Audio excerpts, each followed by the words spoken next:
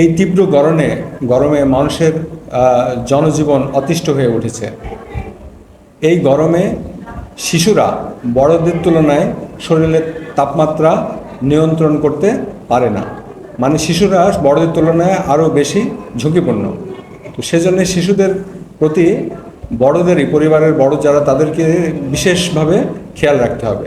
ছোট শিশুদের প্রয়োজন ছাড়া বাড়ির বাইরে দিনের বেলায় ভর দুপুরে নিয়ে না যাওয়াই উত্তম।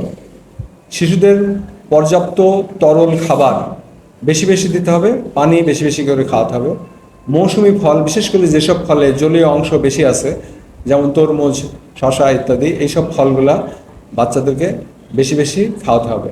বাচ্চাদের সুতি এবং নরম ঢিলে ঢালা কাপড় পরিয়ে রাখতে হবে।